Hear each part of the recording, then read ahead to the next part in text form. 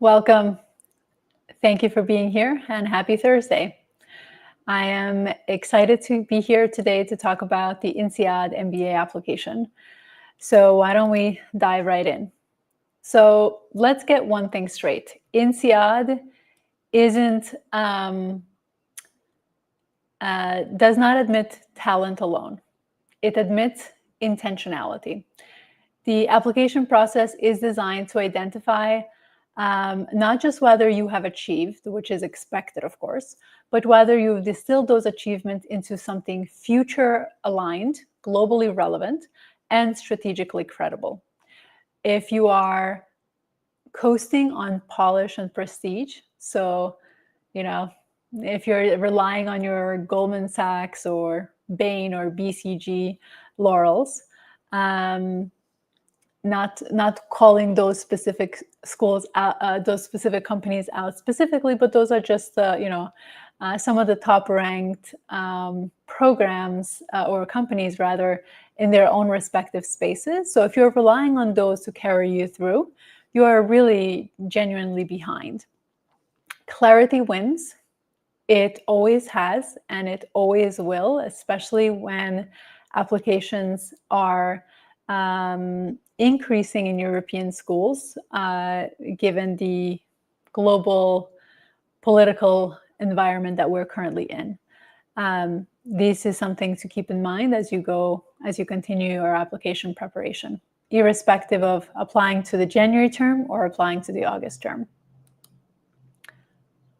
Oops, I think I skipped one.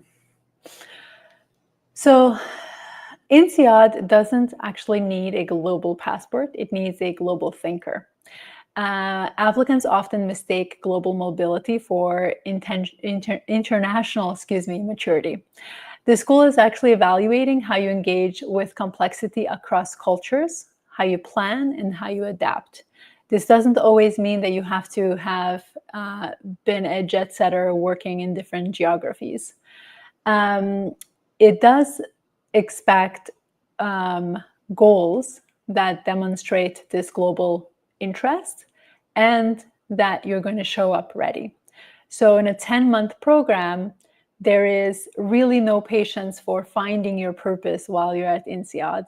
You must show you've already done the internal work to understand why you want to do this MBA and why is this 10-month program the right program for you. The INSEAD application isn't about how smart you are, right? It's about how ready you are, what your experiences communicate, and are you ready for this next step?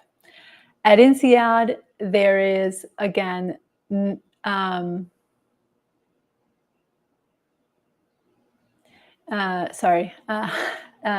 INSEAD, there is no exploration runway. Interviews and internships, or recruiting rather, starts within weeks of you starting the program, and in 10 months is captured what is academically what is captured in 2 years in other programs. So you can sense that there is a lot of intentionality and a lot of work required to be in this kind of program. When you are juggling a lot of different things, obviously, the time that is required for reflection is not it's not given in this space. Internships are also an optional, but they're definitely not guaranteed. So if you want to have that internship, you have to have clarity of goals and be able to leverage the time while you're there to effectively get the internship. So if you're unclear on your goals, that uncertainty will ripple across your entire candidacy in your applications first and foremost. And even if you get through the applications, you're somehow managed to convince them, it will have definitely a trying impact on your application. So the school is really looking for applicants who already know what they need this MBA to do for them in terms of where they're looking to go. As an applicant at this moment, that is really your job, to communicate it effectively to the admission team that you know why you want INSEAD, and you know that this is the right program for you for specific reasons. The part of the application process for INSEAD that some US schools also leverage is the Kira video essay, interview, however you want to call it. Typically, you have about 4 questions that they're asking you. And what is important to know about the Kira video, that isn't just about logistics of here's another thing that we want you to do. It's about a filtration. So these clips are the first time the admission committee sees you in communication without it being written. And they are wanting to get to see how you communicate in front of others. Are you aligned with the person you present in your essays? Do you communicate with authority, or do you ramble under pressure?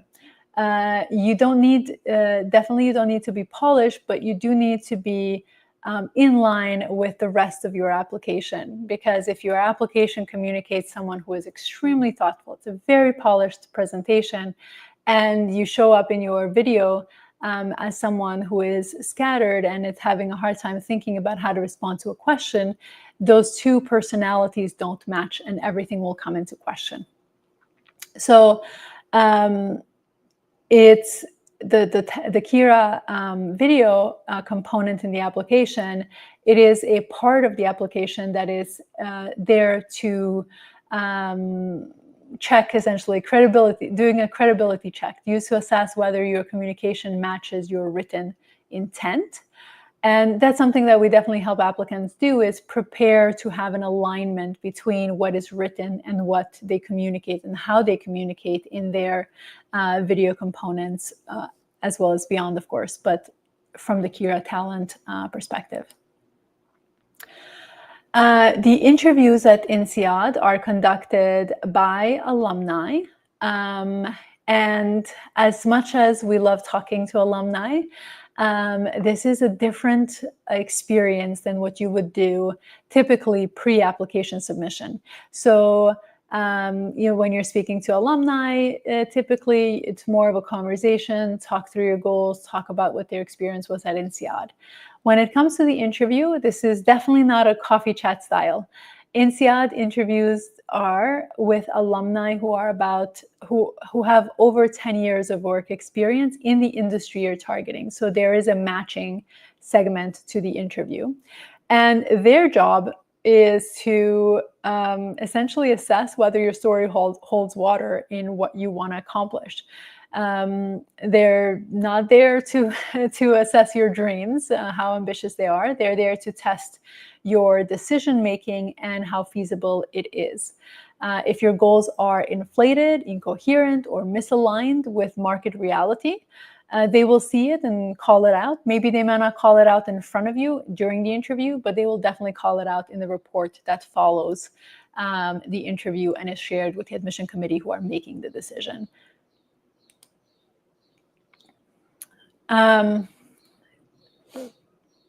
In terms of some of the failures that I see applicants make with the INSEAD application, one of the biggest failures that I see is really impressive candidates feeling overwhelmed in this process and feeling like, okay, I have written my, I'm going to apply to cross-border schools. So I'm going to apply to Harvard, and I'm going to apply to Booth, and I'm going to apply to Wharton and Stanford and INSEAD and all of these top-ranked schools, which, of course, the ambition is great. But sometimes what I see is applicants are trying to use one essay across the board and almost make it a copy-paste. And the INSEAD and all of these top-ranked schools definitely see through that. They want intentional fit and not generic sort of ambition that can be communicated across schools. They're specifically attuned to vague global language like worked across markets, which we oftentimes see, which for them doesn't really mean that you understand how to operate in an international setting. So your job is to really match your application, your experiences to what INSEAD is looking for. In terms of your goals, if your goals are too safe or too horizontal, you're definitely showing you don't actually need the degree. So your job is to also show that you need this next step. It's not a goal that without the MBA, it's never going to be achievable. It's a goal that, of course, with the MBA, it's going to collapse time. And you need to show, of course, why INSEAD is the place for you to get the requisite skills you need to collapse time. So I'm going to share a story of a candidate or one of our clients who applied and got admitted to INSEAD. So this client had the background. They had the credentials, but were lacking clarity when we started working together. So his initial goal was to keep doing what he was doing, which he was working in private equity, but he wanted to do it globally. That was really not that compelling. It's not that interesting to read of a story, which, of course, the goals are obviously important, but you have to remember that this is a story that you are communicating, and you are asking for buy-in. Buy-in, if you're presenting kind of vague numbers, is never going to be that easy to convince everyone. And you are required to convince a committee, not a singular person, right? So through our process, we uncovered a deeper mission in terms of why he was doing what he was doing. And his mission was really using private capital to solve real developmental challenges back home where he was coming from. So once we sharpened the story and anchored it in his real value, his essays really became wonderful to read, and something that the admission committee was very interested in.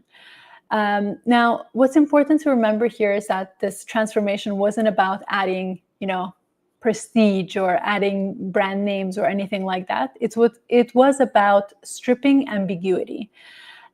We guided this client to surface a mission that actually mattered to him as an individual, and of course, it's something that also matters to the AdCom, but also the future. The admission team is looking to admit individuals who are going to lead the future of business, and they want to admit individuals who care about the world around them, right? And that's what INSEAD responded to: his conviction, the clarity of his goals, his international fluency, and his commitment to making this a priority for him, which was backed also by evidence from his own past experiences that he brought into the table. So it's not like we just picked something out of a hat, right? So here's your litmus test for INSEAD. The question that you should be asking is, can my short-term goals be executed in 10 months or less with the network and tools that INSEAD provides? If not, they won't buy in. If you need this specific network that you have already built, it's not strong enough. They want region-specific, role-relevant, timeline-aligned direction. And you need to signal how you'll use INSEAD to navigate the global economy, because they are assessing whether your vision is operational and not ornamental. It's really important that you communicate this to them, and your job as you go through this process is first to wear the creative hat, and then to wear the strategist hat and the person who is essentially looking at it from a critical lens, if it's feasible to do. So if you are looking for help in this process, we can definitely support with that. So our clients come for strategic clarity. We guide them through the process, helping them articulate their story in a way that resonates with the schools that they're applying to, including INSEAD. We work from this goal development, essays, LOR, Kira, interviews. We help ensure that the entire message stays consistent across the board. It's confident, even when the candidates start, worrying about outcomes, and that is grounded on purpose. This is about having the right strategic partner to challenge assumptions, to sharpen direction, and accelerate your execution of your applications. We offer high-level coaching for candidates who value excellence. And by high-level coaching, I don't mean just superficial macro-level coaching. I mean that we are looking at the minutia detail as well as the macro-level vision of who it is that you are presenting to the admission team. Now, the decision for you right now is deciding how you want to play. You definitely can keep guessing, I think a more advisable solution is to be strategic. If you want bespoke support, we can jump on a call and have a conversation about your goals and alignment. And if you want guided accountability and insights from real applicants in progress, join the strategy circle where I will be joining bi-weekly calls. And there's also a private community of individuals where you can communicate in between the bi-weekly meetings to really move forward in alignment. So those are the two ways that we can support you through this process. And now we have about 10 minutes left, and I'm going to open the floor to questions. Use this time to ask exact specific questions that help you move your INSEAD application forward, whether it's about timing, your essay direction, or overall positioning. This is the space to ask your questions and for me to be able to give you some guidance, at least on this open forum. And we did have some questions that came through in the registration form. So we have those lined up, but let's see what we have here in people live. Yeah, so question that I'm going to read the question from the chat, just so the name remains anonymous when this becomes available as a replay. So the question is, can you guide us on GMAT? What score is minimum required? So what is a competitive score for INSEAD? So in the US, the average score for the GMAT Focus is 675. You can be slightly below that for INSEAD, but given the competitive market at the moment, you definitely want to be in that range or close to that range. Now, this depends also where you're coming from, how saturated is your applicant pool. So you want to take that into account in terms of when you're looking at numbers. But I would say, given the increase that we're hearing in applications for European schools, definitely you want to have a close to a 675 on the GMAT Focus score. Excellent. So let's move to the questions that came through the registration form. So the question says, how can I frame my gap year spent preparing for a highly competitive exam with less 0.2% pass rate that I didn't pass? Can this be seen positively, or is it a red flag? So this is a challenging piece in your application, absolutely. You typically want to have a success for having taken the time off.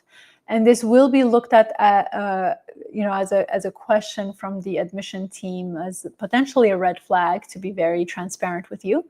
And the reason is that if their question is going to be, if you had to leave your job to take this test, and even so your sole responsibility was to take this test, you weren't able to pass, how are you going to handle the complexity that is needed in this 10-month program at INSEAD? So you'll have to come up with a very strategic presentation of what happened during this period of time, and how is your failure of the exam not indicative of your capabilities to succeed in this very quick 10-month program. Excellent. Let's move to the next question. I'm an electrical engineer with 6 years experience. I want to pivot into core finance, IB, hedge fund, PEVC, or quant role. Which business school is best for me? I think first and foremost, you need a little bit more clarity in terms of what you want to do. Each one of these roles is very different. If you're an electronics, excuse me, I think I misread that, electronics engineer, I would say hedge fund, PE, VC, unless you worked in that space, I would cross those out entirely.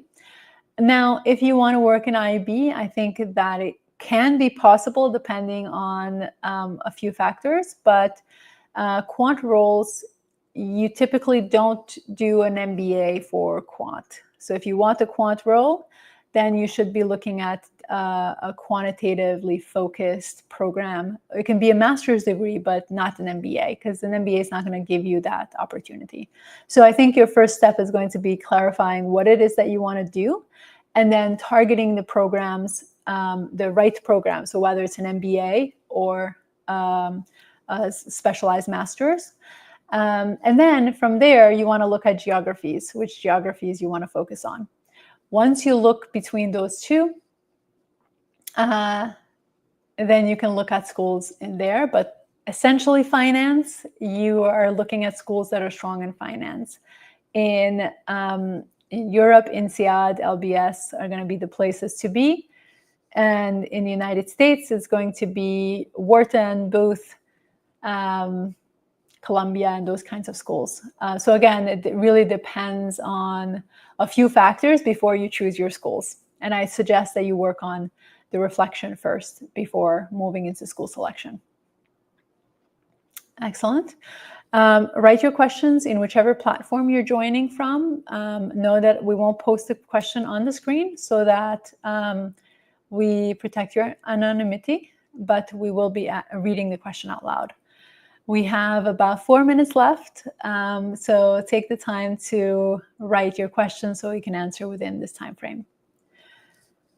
So in a one-year MBA program like INSEAD, where every week counts, how can I show that I'm not just ready to absorb, but ready to accelerate and contribute from day one? Yes, so ready to absorb is going to be in terms of how well you know the program and what it offers, whereas ready to contribute is going to be what your experiences have been and how those are going to be valuable for the community that you want to be a part of. So if you're wanting to be in investment banking, you're going to showcase, what value you're going to bring to that investment banking community. So it kind of goes on two ways. And in terms of planning, you're not going to, although INSEAD has a lot of questions in their application portal, you don't necessarily need to do a week-by-week planning of this. But once you're in the program, what you're going to want to do is really map out what you want to learn in that process. Our coaching, our comprehensive coaching does entail a pre-MBA preparation, where we do talk and walk you through all of the steps that you need to be taking to make sure that you're ready once you start the program. And it matters for any kind of program that you're applying to, whether it's 2 years or 1 year, because time moves really quickly when you're having fun. Excellent.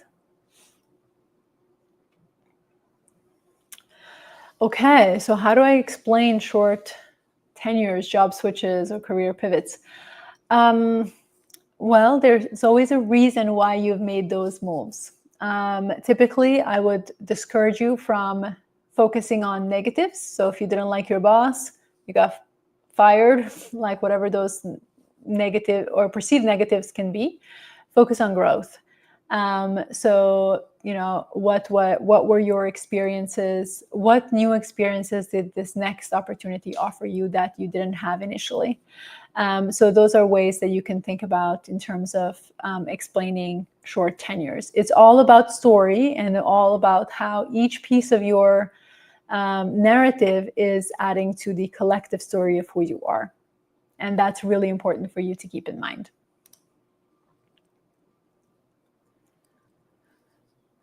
Okay, so there's another question in the chat that says, what extracurriculars can I show to stand out? So extracurriculars, I will say that it's not the thing that's going to help you stand out per se, but it will help you showcase value, what you care about, what's important to you. Some extracurriculars that are way too frequently used are extracurriculars around mentorship, teaching math, and something along those lines, or English. Those are, of course, wonderful extracurriculars. However, there's just so many applicants that we see here at C Admissions, and we see a fraction of what the admission team sees. So those are the ones that are not going to move the needle that much. Outside of that, it's really focusing on what you care about and showcasing depth of impact that is going to move the needle. I mean, that's how we approach things here. It's about quality and not quantity. Any extracurriculars that you're involved in, focus on how you're going to make an impact for them in whichever capacity that you're joining the organization, and focus then on communicating that in your application. So we have clients who their extracurriculars are about creating program for high schoolers to start companies.